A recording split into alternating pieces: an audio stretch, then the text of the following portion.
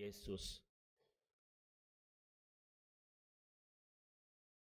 Ya Allah, Engkau mengendaki agar putra-Mu datang ke dunia sebagai pemenuhan janji keselamatanmu. Dialah duta kedamaian dan cahaya yang menghalau kegelapan hidup kami. Bukalah hati kami agar menanti kedatangannya yang semakin mendekat dengan penuh iman dan pengharapan. Sebab dialah Tuhan pengantara kami, yang bersama dengan Dikau dalam persatuan Roh Kudus, hidup dan berkuasa Allah sepanjang segala masa. Kita duduk tenang, kita dengarkan sabda Tuhan.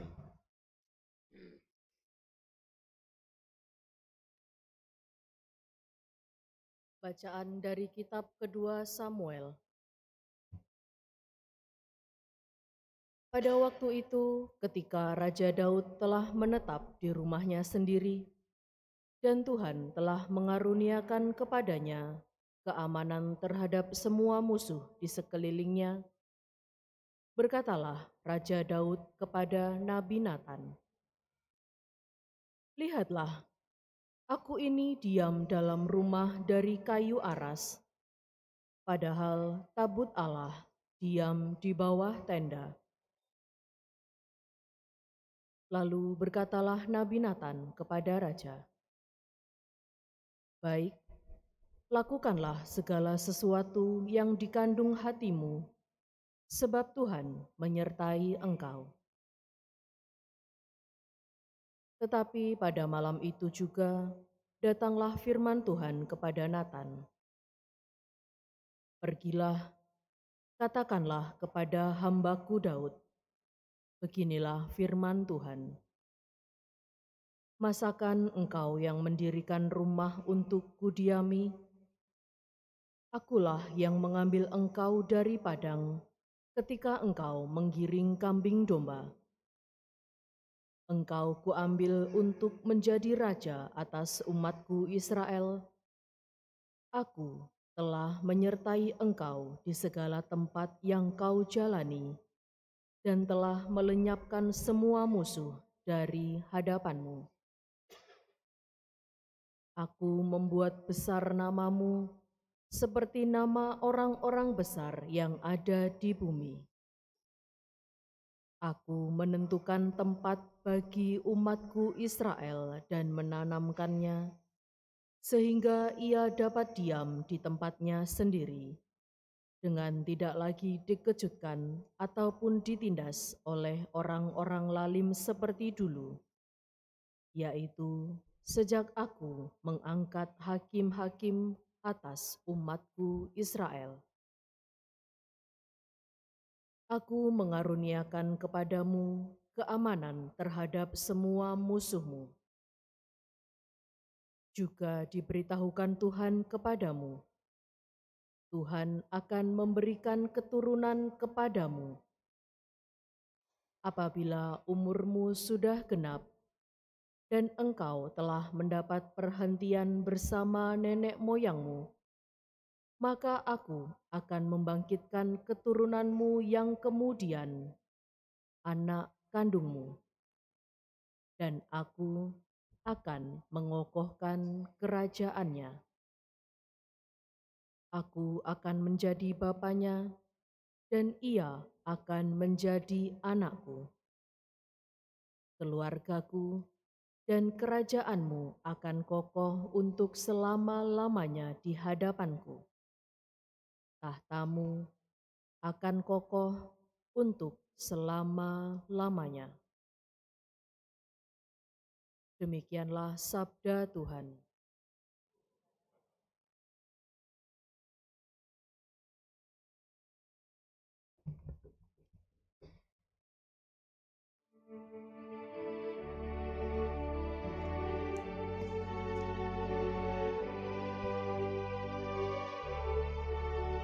Maaf keliru.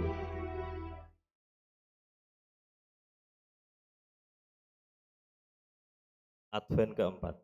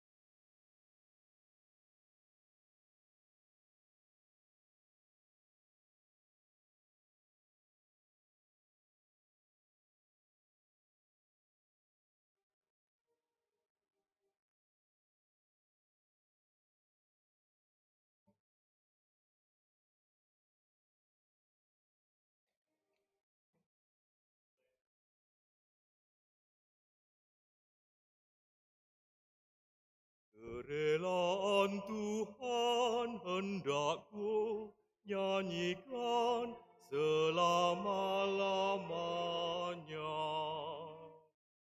Kerelaan Tuhan hendakku nyanyikan selama-lamanya.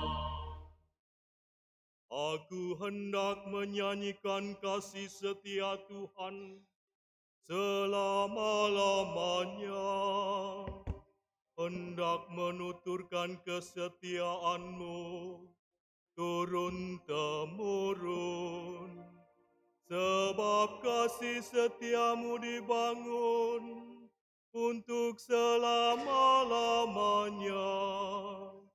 Kesetiaan-Mu tegar seperti langit. Kerelaan Tuhan hendak-Ku nyanyikan selama-lamanya. Engkau berkata, telah Kuikat perjanjian dengan orang pilihan-Ku. Aku telah bersumpah kepada Daud, hamba-Ku. Aku hendak menegakkan anak cucu-Mu untuk selama-lamanya dan membangun tahta-Mu turun-temurun. Kerelaan Tuhan hendak-Ku nyanyikan selama-lamanya. Ia pun akan berseru kepadaku, Bapa-Kulah Engkau, Allahku dan gunung batu keselamatanku. Untuk selama-lamanya aku akan memelihara kasih setiaku bagi dia, dan perjanjianku dengannya akan ku pegang teguh. Kerelaan Tuhan hendak-Ku nyanyikan selama-lamanya.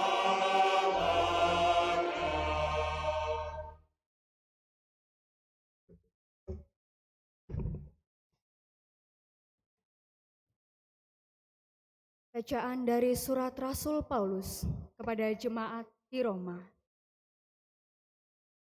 Saudara-saudara, Allah berkuasa menguatkan kamu menurut Injil yang kumaklumkan dan pemberitaan tentang Yesus Kristus yang isinya ialah pernyataan rahasia yang berabad-abad lamanya tersembunyi, tetapi kini dinyatakan, yang menurut perintah Allah yang abadi telah diberitakan oleh kitab-kitab para nabi kepada segala bangsa untuk membimbing mereka kepada ketaatan iman.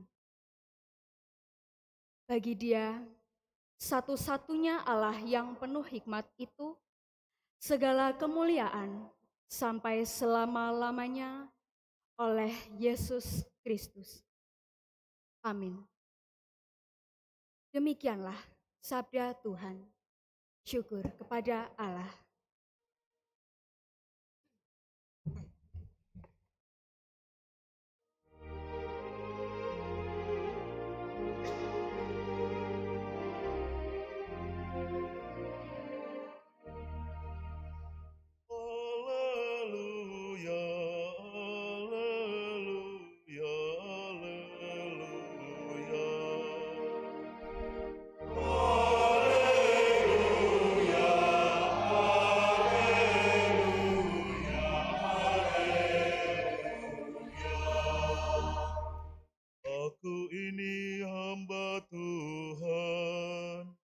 Jadilah padaku menurut perkataanmu. Haleluya,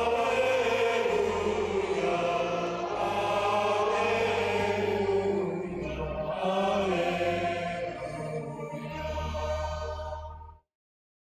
Tuhan bersamamu.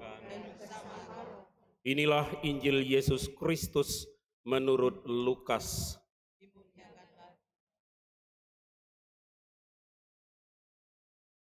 Dalam bulan yang ke-6, Allah mengutus malaikat Gabriel ke sebuah kota di Galilea bernama Nazaret kepada seorang perawan yang bertunangan dengan seorang bernama Yusuf dari keluarga Daud.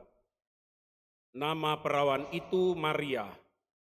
Ketika datang kepada Maria, malaikat itu berkata, "Salam hai engkau yang dikaruniai, Tuhan menyertai engkau." Maria terkejut mendengar perkataan itu, lalu bertanya di dalam hatinya, apakah arti salam itu? Kata malaikat itu kepadanya, "Jangan takut hai Maria, sebab engkau beroleh anugerah di hadapan Allah. Sesungguhnya engkau akan mengandung dan akan melahirkan seorang anak laki-laki, dan hendaklah engkau menamai dia Yesus. Ia akan menjadi besar dan akan disebut Putera Allah yang Maha Tinggi. Tuhan Allah akan mengaruniakan kepadanya tahta Daud bapa leluhurnya. Ia akan memerintah atas kaum keturunan Yakub sampai selama-lamanya, dan kerajaannya tidak akan berkesudahan." Kata Maria kepada malaikat itu, "Bagaimana hal itu mungkin terjadi padahal aku belum bersuami?" Jawab malaikat itu kepadanya, "Roh Kudus akan turun atasmu, dan kuasa Allah yang Maha Tinggi akan menaungi engkau. Sebab itu anak yang akan engkau lahirkan itu akan disebut kudus, Putera Allah. Sesungguhnya Elisabet sanakmu itu, ia pun sedang mengandung seorang anak laki-laki pada hari tuanya, dan inilah bulan yang ke-6 bagi dia, yang disebut mandul itu. Sebab bagi Allah tidak ada yang mustahil." Kata Maria, "Sesungguhnya aku ini hamba Tuhan. Jadilah padaku menurut perkataanmu itu." Lalu malaikat itu meninggalkan Maria. Demikianlah sabda Tuhan.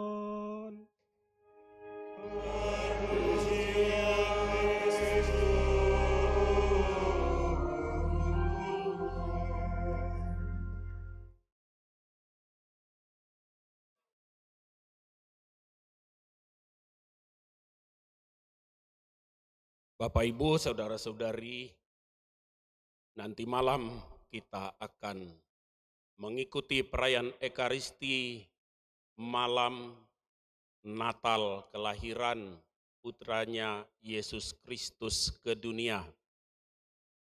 Minggu ini adalah minggu keempat terakhir di mana warta itu diberikan pertama kali kepada Maria, seorang gadis yang lagi bertunangan dengan Yosef, calon suaminya.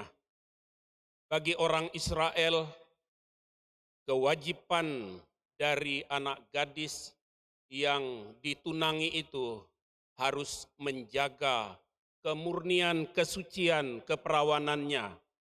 Jangan sampai terjadi hamil sebelum pernikahan. Maria sebagai anak yang taat kepada Tuhan, dididik orang tuanya Yoakim dan Ana dalam ketaatan kepada Taurat. Semangat itu juga ada dalam diri Maria, dia menjaga dirinya supaya baik di hadapan Allah. Tetapi suatu ketika malaikat Gabriel tiba-tiba datang kepadanya dan memberitahukan bahwa dia penuh rahmat, Maria kaget, apa makna salam itu? Malaikat Gabriel mengatakan, jangan takut Maria, engkau akan mengandung dari Roh Kudus. Nah, Roh Kudus ini adalah Roh Allah sendiri yang masuk ke dalam rahim Maria. Bukan karena perbuatan seorang laki-laki dan seorang perempuan, tetapi karena kehendak Allah, Roh Allah yang keluar dari diri Allah, dia masuk ke rahim Maria. Dan kelihatannya kalau kita mencermati, ini kan sesuatu yang luar biasa menggembirakan. Kalau Allah mempercayakan rohnya dikandung, masuk dalam rahim Maria, dikandung dan dilahirkan sebagai manusia, bukankah itu sebuah kehormatan? Bukankah itu sebuah kebahagiaan? Bapak, Ibu, saudara-saudari, dan anak-anak, memang kelihatannya itu membahagiakan, membanggakan. Tetapi ingat tadi saya katakan budaya Israel.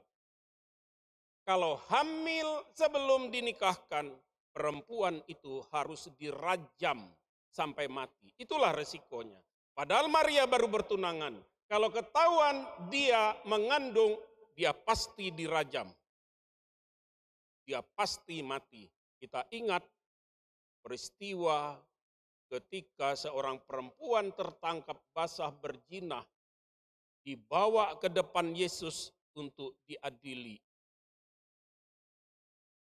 Kenapa? Karena dia berzina dan menurut Taurat Musa dia harus dirajam sampai mati.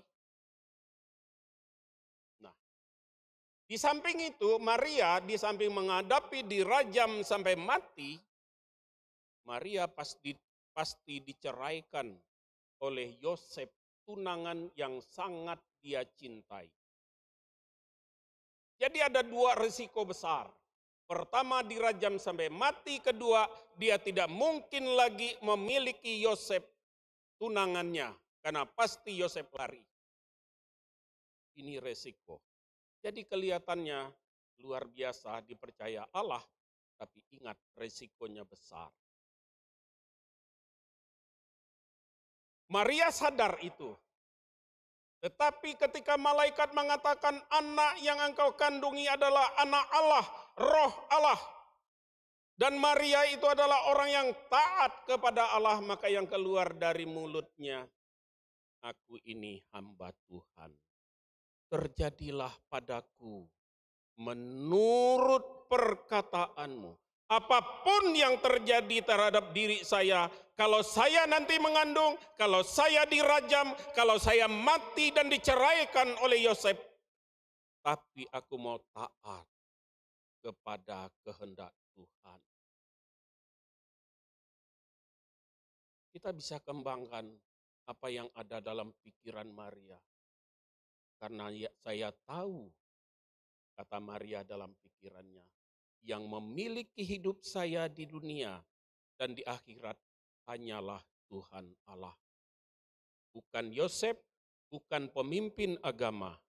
Mereka boleh membunuh saya, mereka boleh menceraikan saya, mereka boleh menghujat saya, mereka boleh menghina saya, tapi saya tahu Allah yang Maha Kuasa.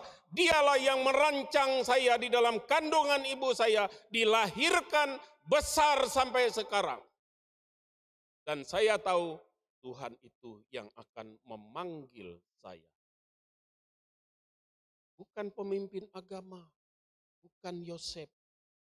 Maka saya mau taat, takluk, tunduk hanya kepada kehendak Allah. Luar biasa saudara-saudara. Inilah renungan kita sebelum kita merayakan kelahiran Yesus.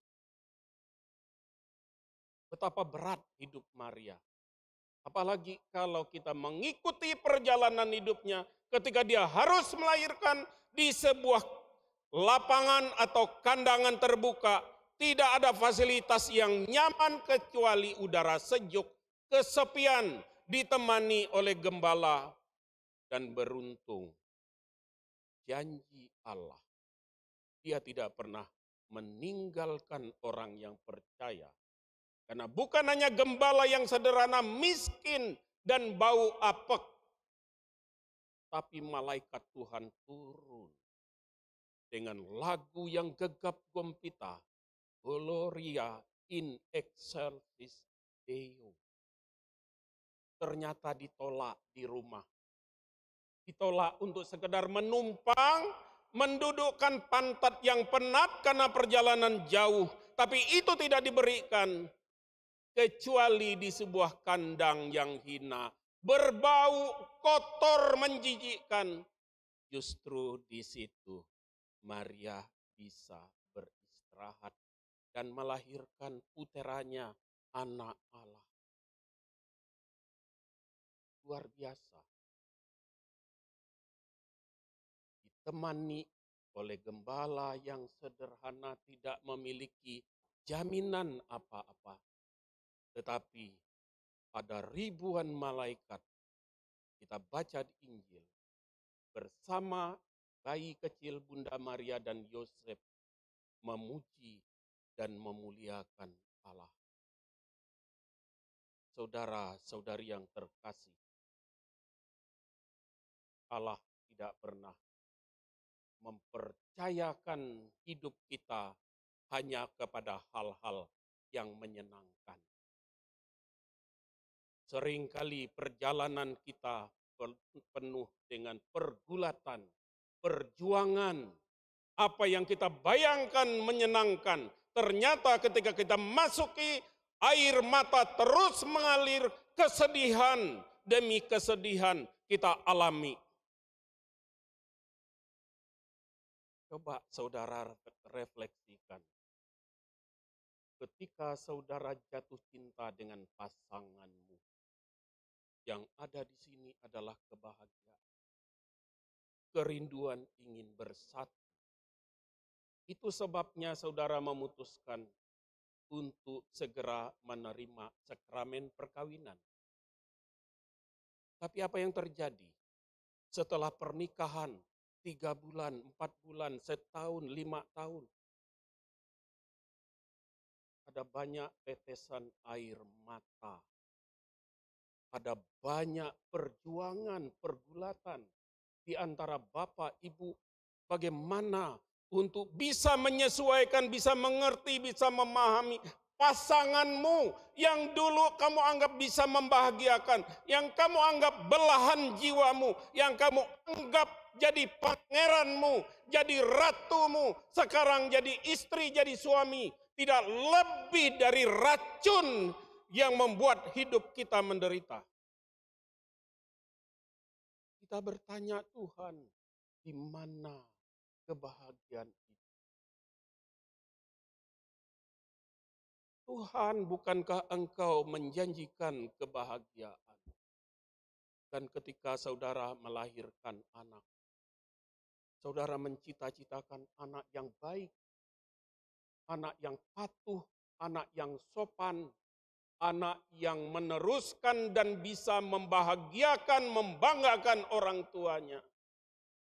Tapi apa yang saudara rasakan hari demi hari?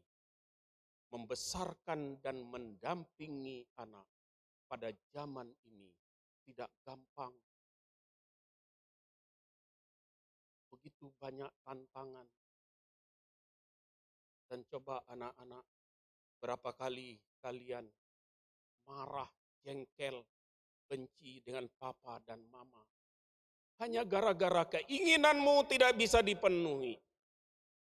Ada begitu banyak air mata, ada begitu banyak pergulatan yang saudara hadapi hari demi hari.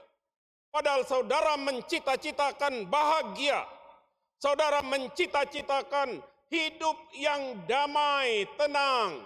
Yang terjadi adalah kegelisahan, tangisan, penderitaan, sakit dan penyakit yang tidak berkesudahan, kesulitan ekonomi yang membuat kita bertanya-tanya, di mana Tuhan kebenaran? Engkau mengatakan Ketuklah pintu, maka pintu akan dibuka. Mintalah, maka kamu diberikan. Bukankah aku sudah benar? Bukankah aku sudah berdoa? Bukankah aku sudah rajin ke gereja? Kita bertanya, di mana kemurahan-Mu Tuhan? Maka kembali hari ini kita belajar dari Bunda Maria. Aku ini hamba Tuhan. Tuhan tidak pernah menjanjikan kita menjadi kaya. Kaya adalah usaha. Kaya adalah kesempatan. Tuhan tidak pernah menjanjikan kedudukan. Kedudukan itu adalah kepercayaan yang diberikan, amanah yang harus dijalani. Tuhan tidak pernah menjanjikan kepada kita hidup kita akan tenang. Tapi lihat kenapa manusia tidak menjadi senang. Lihatlah Adam dan Hawa. Mereka sudah tenang, senang, semuanya terpenuhi di Taman Eden. Bahagia, nyaman. Tetapi karena kebebasan manusia dari Hawa, yang hanya gara-gara ular mengatakan, kamu makan buah itu. Buah itu sangat menarik. Kalau kamu makan, kamu akan menyerupai Allah. Begitu banyak godaan yang muncul dari pikiran, dari perasaan kita. Itulah yang dialami oleh Hawa. Sekalipun sudah nyaman, sudah tenang, sudah semuanya cukup. Tapi setan yang ada di mata, setan yang ada di telinga, setan yang ada di pikiran kita, setan yang ada di hati kita, dia menggoda. Coba, gak apa-apa. Dan ketika buah itu diambil dan dimakan, ketika dosa itu kita langgar, ketika komitmen itu kita langgar, ketika janji itu kita salah gunakan, pada saat itulah setan merajai kita, ketenangan, kebahagiaan itu menjadi hilang. Maria tidak mau melanggar. Dia berani mati demi Tuhan. Dia berani menderita demi Tuhan. Lihatlah perjalanan Maria. Kalau nanti malam kita ke gereja, di ruangan sana, di Selasar ada kandang Natal. Kalau di gereja saya Katedral Ketapang, setiap tahun temanya beda sesuai dengan konteks. Kemarin saya diposting oleh promo pengganti saya, Yesus lahir dalam buah durian. Karena sekarang di sana musim durian, dan kalau musim durian, orang lupa sekolah anak-anak, orang tua lupa untuk bekerja dengan giat. Mungkin juga lupa ke gereja, karena begitu asik di bawah pohon durian. Yesus lahir di dalam buah durian. Dia membawa pesan kepada umat di keuskupan saya.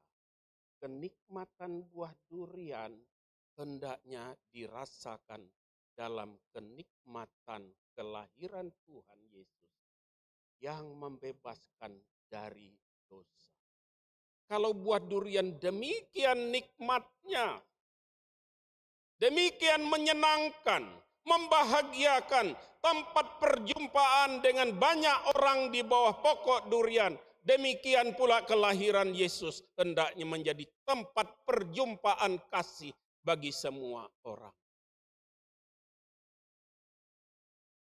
Itu pesan Natal di keuskupan saya. Apa pesan Natal untuk umat Juanda? Kalau kewajiban misa saja kita tidak paham.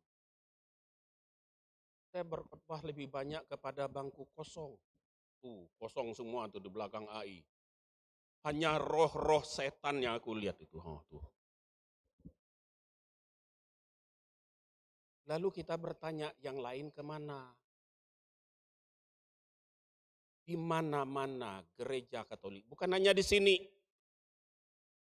Kalau ada 2 misa, seperti hari ini, misa wajib hari Minggu dan Minggu Advent keempat, lalu sore atau malam ada misa malam Natal. Yang ada di otak kita, ngapain ikut misa Advent keempat, nanti malam kan misa. Kalau demikian, maka pemahaman iman kita itu cetek, dangkal. Maka jangan harap Tuhan seperti memperlakukan mereka.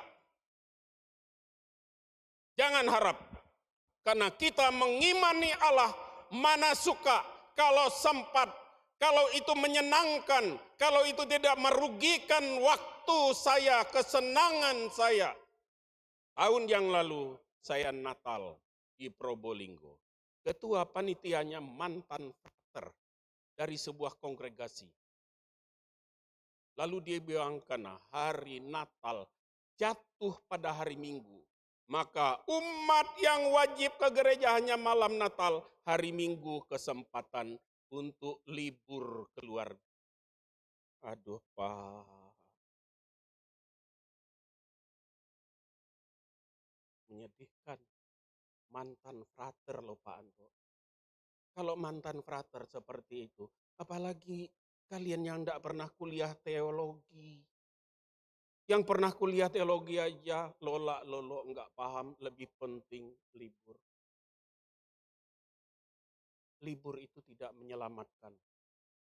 Libur itu banyak godaan dan banyak setan. Dan setan sudah mulai masuk untuk pembenaran. Cukup hari malam Natal ke gereja, enggak perlu hari Minggu. Kita kan udah ngantuk, misa malam ngapain? Coba lihat besok pagi, yang misa malam belum tentu datang. Kecuali Pak Anto dan Bu Indra. Ya Bu, oh enggak ngantuk. Kecuali Anda ini. Itu salah. Praktek iman seperti itu salah. Kalau kita dengar Maria, aku ini hamba Tuhan. Seorang hamba itu sikapnya gimana? Lihatlah pelayanmu di rumah. Enggak ada pelayan petentang-petenteng. Disuruh tuannya enak main HP. Pelayan itu siap 24 jam. Apapun yang disuruh, tidak disuruh, dia lakukan. Jangan sampai kotor, jangan sampai ruangan berantakan tanpa diperintah. Dia rapikan semuanya. Itulah hamba. Kita sebagai umat Allah lebih sering menempatkan diri kita sebagai Tuhan bagi Allah kita. Kita atur Tuhan kita. Kita atur. Kita suka mengatur Tuhan. Padahal kita tidak berkuasa apapun terhadap hidup kita. Dalam kitab suci, kita tidak bisa menghitung jumlah rambut di kepala kita. Saya beruntung tidak punya rambut sehingga tidak bisa dihitung. Saudara punya rambut. Tidak bisa dihitung.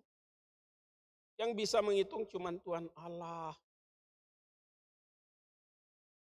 Jadi beriman itu seperti Bunda Maria. Jangan suka-suka kita. Kalau kita berdoa tidak dikabulkan, Tuhan model apa ini? Aku sudah minta, aku sudah novena, enggak dikabulkan. Aku rajin ke gereja, enggak dikabulkan. Lihat Bunda Maria, kapan doanya dikabulkan. Sepanjang hidupnya menderita, setelah melahirkan harus mengungsi ke Mesir. Setelah mengungsi ke Mesir, kembali ke Nazaret, bekerja, suaminya bukan orang kaya, hanya tukang kayu, miskin. Tidak punya apa-apa. Lalu mati di usia muda. Tinggal dia dengan Yesus.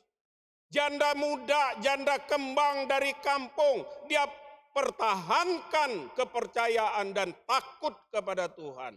Bukan menjadi janda kembang. Tidak. Dan ketika Yesus umur 30 tahun, bukan bekerja untuk mamanya, tapi kelayapan dengan para rasul. menyembuhkan orang sakit, mengajar orang banyak. Dia tinggal sendirian. Dan ketika Yesus ditangkap, dia menyaksikan bagaimana penderitaan Yesus. Bagaimana kira-kira perasaan Maria? Dan sebagai orang yang mengatakan aku ini hamba Tuhan, di mana letak Tuhan memberikan kebahagiaan dalam hidup Maria? Di mana? Tidak ada bahagianya orang yang tunduk takluk kepada Allah. Tidak ada bahagianya. Lihat Maria itu. Dia berdiri di bawah kaki salib Yesus. Memandang putranya yang badannya hancur, telanjang. Luar biasa penderitaan. Aku ini hamba Tuhan. Dia hanya diam tertunduk. Putranya mati, diturunkan dia pangku. Dia tidak mengeluarkan kata-kata dari mulutnya. Dia hanya merenungkan. Dan apa hadiah yang diterima Maria? Dari seluruh rentetan penderitaan yang dia terima. Mulai dari mengandung, melahirkan, dan lain sebagainya. Dia diangkat ke surga secara utuh dan diberi mahkota di surga. Maka kita orang Katolik menggelari Maria Ratu Surgawi. Ratu dari orang-orang yang memenangkan iman kepercayaan di dalam kehidupan sekalipun itu sulit. Tapi berusaha mengerti akan kehendak Allah. Nah Bapak Ibu Saudara-saudari, saya yakin saudara-saudari juga mengalami penderitaan sampai hari ini. Tetap bersikap seperti Maria. Meletakkan semua penderitaan bersama Bunda Maria di kaki salib Yesus.